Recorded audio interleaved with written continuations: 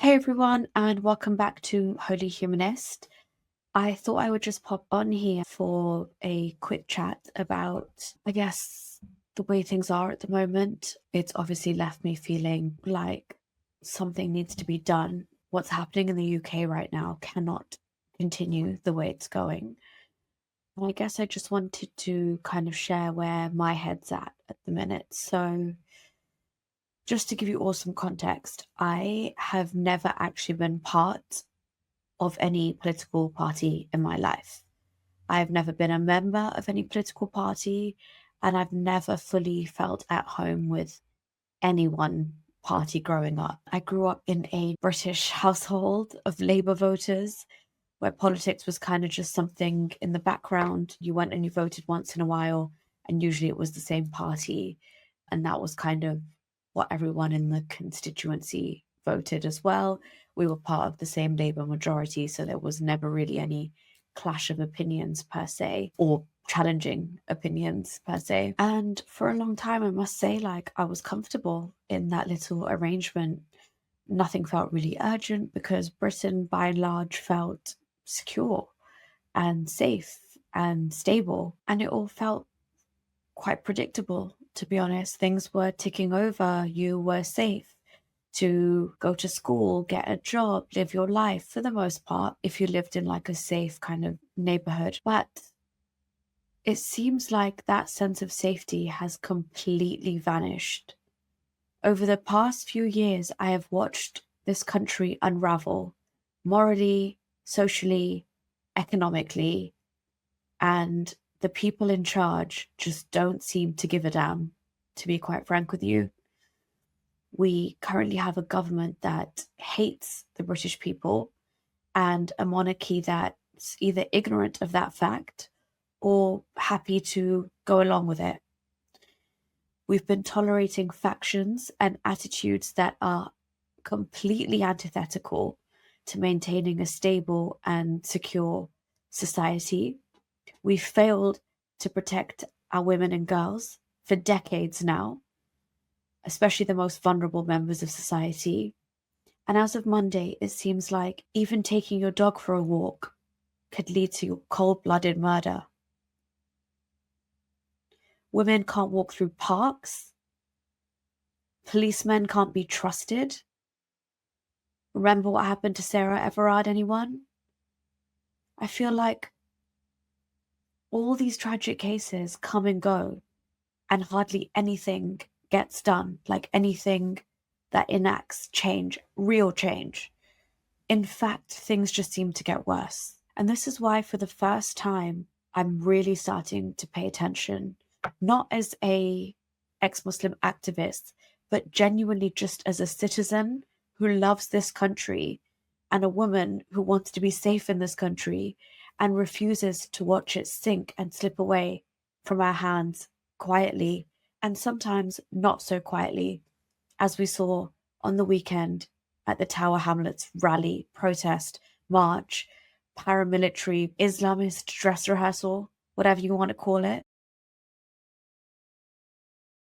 About a year and a half ago, when I was asked about politics or my political affiliations by Tommy Robinson, actually, when I sat down with him for an interview, I said Britain needed strong leadership, someone at the helm guiding the country, someone who could take the chaos and give it direction, someone who could safeguard women, someone who could undo all the absurdities of wokeism. And silly old me, back then, I genuinely thought Nigel Farage might be that person.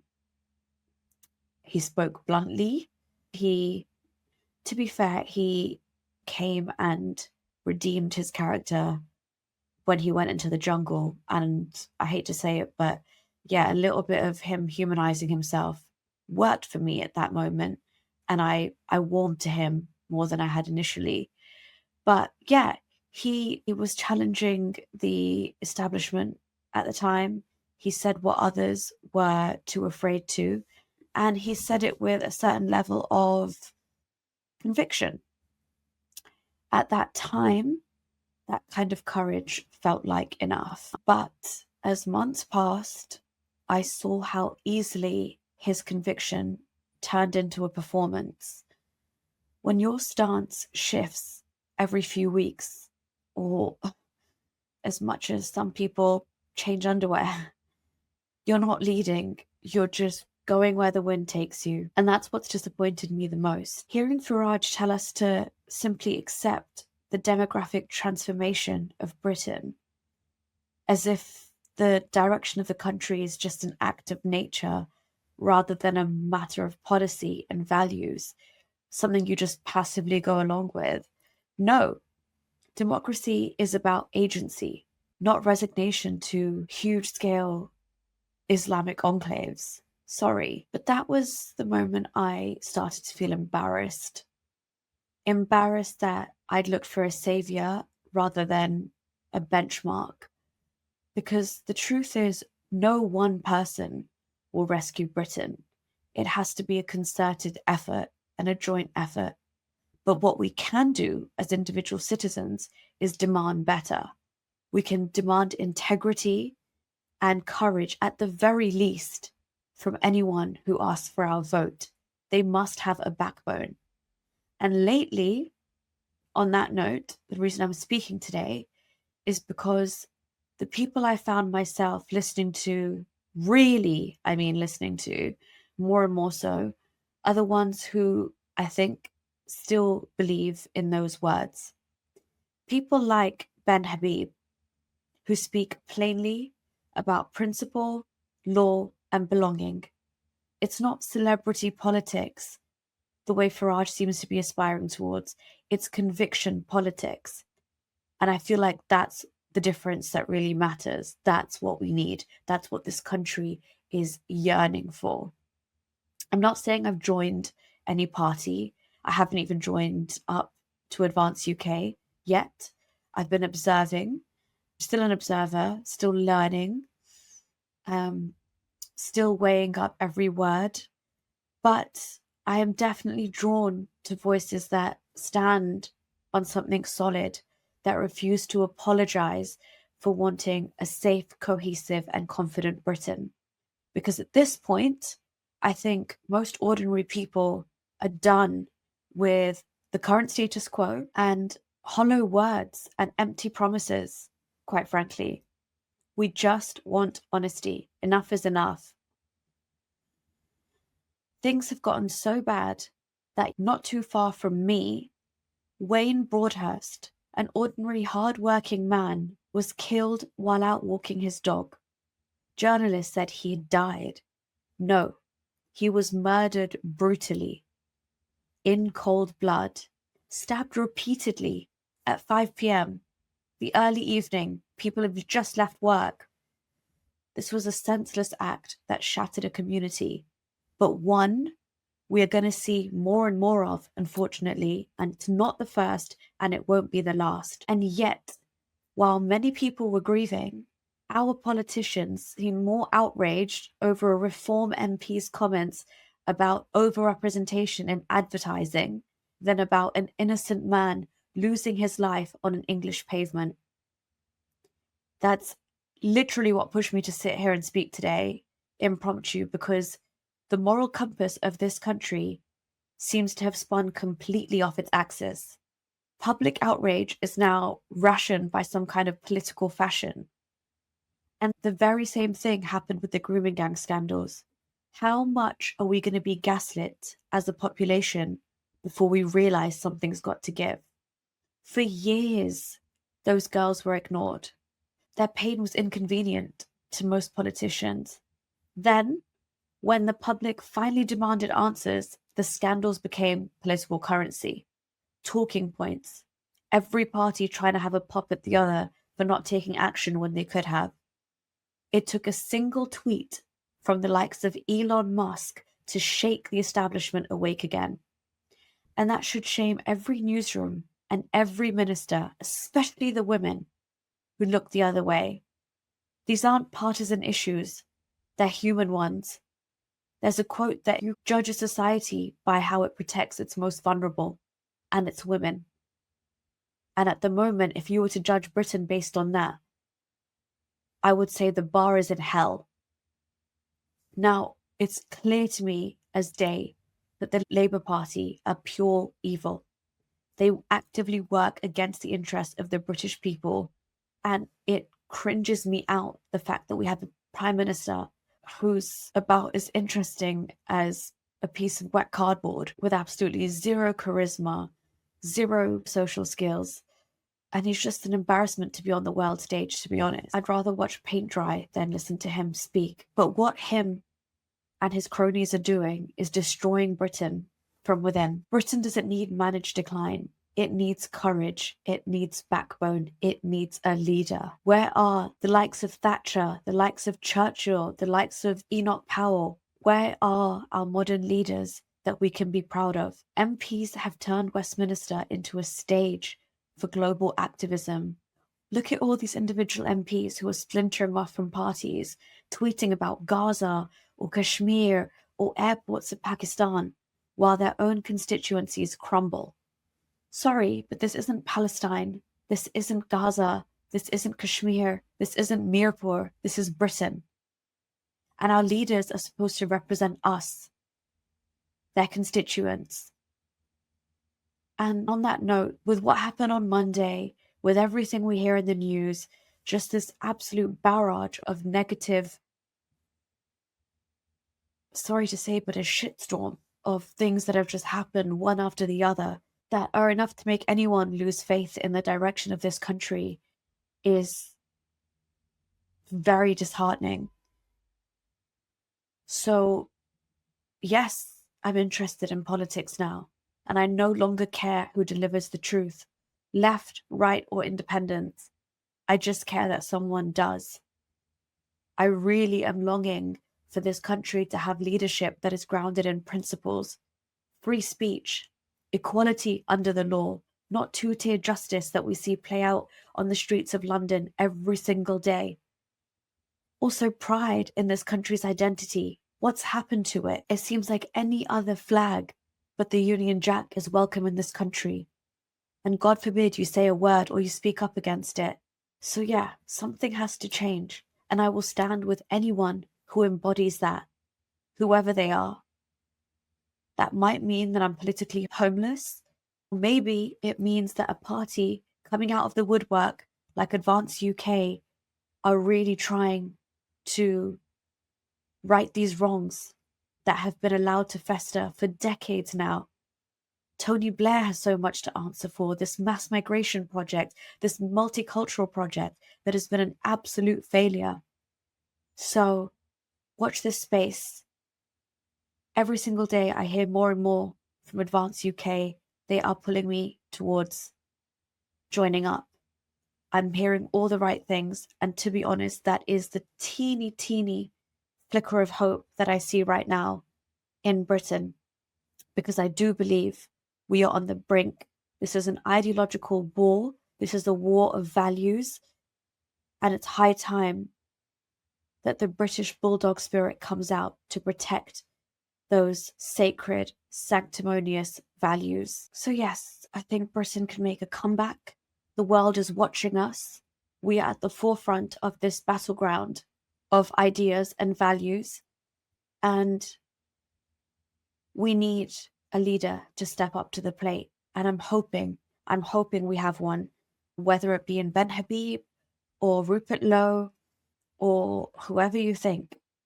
But like I said, the one thing that's giving me a glimmer of hope in this insanely turbulent time in Britain is the fact that there are people, individual people that I see every day on X, formerly Twitter, lone wolves, independent citizen journalists, independent media, who are speaking up and trying to save their country from its demise. And I really hope it's possible to do that. And like I said, I'm here to side with whoever stands by their principles. And so I was drawn to the fact that Ben Habib did say Advance is the party of principled politics. Just so refreshing to hear that in a world of absolute lies and cover-ups and scandals and the absolute mess that Keir Starmer is currently piloting. So I understand a lot of people are going to come and say to me that it's a foregone conclusion that reform will win the next election. And by all means, I understand that. And of course, a lot of people are hesitant to jump ship because they don't want to split the vote. And the fact that they think that the right is splitting off, you are dividing the right and fracturing the right. But I also think it's time to hitch my wagon to something I really believe in. So yeah, watch this space. I have seen in the comments a couple of people who have already joined Advance. They have the logo as they're commenting underneath some of my videos. So I know there's somewhat of an Advance presence on my channel already.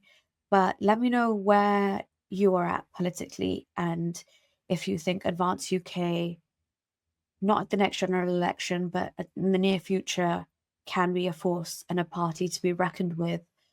Or if not, let me know why not. But I just wanted to kind of speak my truth to power at the moment and tell you all where my head's at, because it's hard to see what's happening and realize that we might not have a quick fix to it all. And it's going to take years to undo all the damage that's been done. Before I go, I'd also just like to touch on something that I struggle with. As an ex-Muslim, somebody who has left the Islamic faith and knows the wider goals or the aspirations of the religion itself.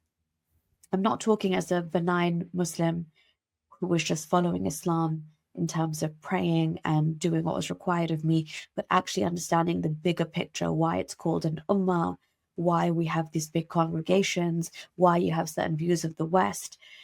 I do really struggle with the fact that there are some Muslims who are extremely devout, and I wonder whether they know exactly what they're doing and what Islam requires of them, and how they marry that into their loyalty to Britain, or if they're just playing the long game, because I feel like you are either Muslim first or British first, but when your religion tells you you can never be British first, and we hear Muslim politicians say that their faith comes first, people like Shabana Mahmood says it loud and clear, shouts it from the rooftops, you can only take her word for it at face value and believe her. So I do struggle with knowing that there are some very devout Muslims in high positions of power, while I also totally understand that there are Muslim politicians who probably have no agenda when it comes to furthering Islam or the goals of Islam, and they just care about their role as a political figure within Britain and their responsibilities to Britain. But it is something that I struggle with, and I try to really understand them on an individual level and a case-by-case basis.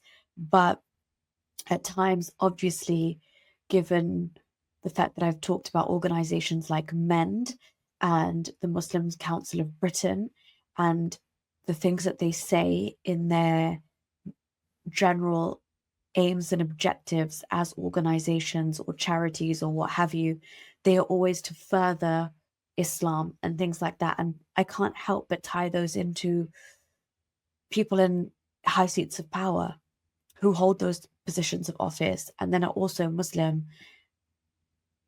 I then question where their actual loyalties lie. So that is also something I'd just like to throw in the mix.